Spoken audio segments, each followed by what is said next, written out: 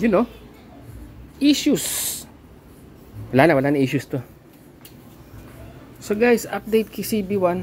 Ayan, si 400cc ko na big bike. So itong carb na to, dinala ko kay Shopman this week at pinik up ko ngayon Sabado, December 16. Okay na, maganda na, ang linis.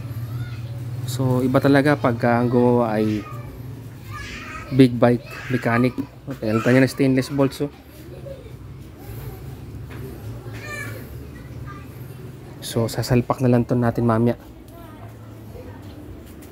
Yan. So shoutout kay Shopman na gumawa nitong carbs ko.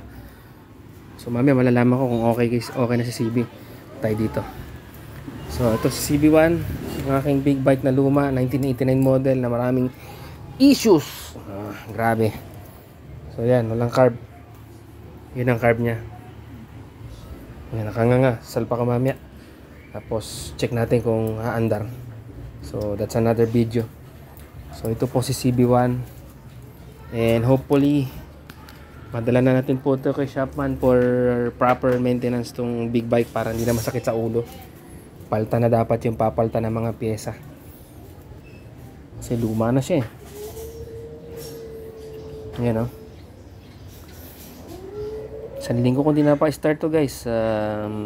Dahil yun nga, yung carb niya i-repair ni Shopman. So ito. Okay, so yun lang vlog natin guys.